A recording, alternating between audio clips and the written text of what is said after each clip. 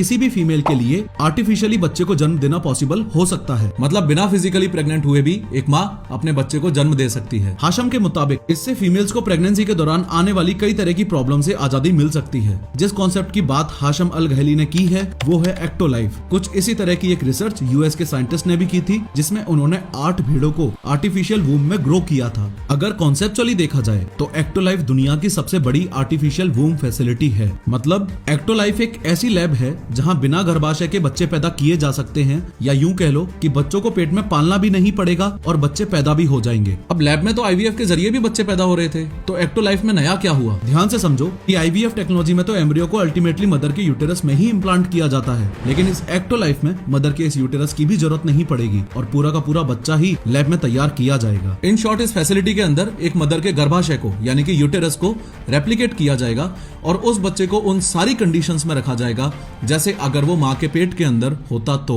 और सबसे हैरान करने वाली बात यह है कि यहाँ इस पूरी लैब में 1 नहीं, 10 नहीं, 100 नहीं, 1000 भी नहीं, बल्कि 30,000 बच्चे एक साथ पैदा हो सकते हैं। अब सवाल यह है कि ऐसा होगा कैसे? तो देखो, एक बच्चा कुछ इस तरह से एक ग्रोथ पॉड में ग्रो करेगा। हर ग्रोथ पॉड पर बच्चे के वाइटल साइंस जैसे heart beat, temperature, breathing etcetera को मॉनिटर करने के लिए सेंसर्स लगाए गए हैं। यह बात तो आपको माननी ही पड़ेगी कि एक फीमेल के लिए एक बच्चे को जन्म देना एक दिल से जुड़ा हुआ प्रोसेस होता है। और आप बिलीव नहीं करोगे कि एक्टो लाइफ ने इसके लिए भी सॉल्यूशन निकाला है। उन्होंने इस पूरे सिस्टम को आर्टिफिशियल इंटेलिजेंस की हेल्प से बनाया है। जैसे बच्चे की ग्रोथ प्रोग्रेस आपको अपने मोबाइल पर मिलती रहेगी, यहाँ तक कि आप अपने बेबी को फोन के जरिए लाइव भी देख सकते हो।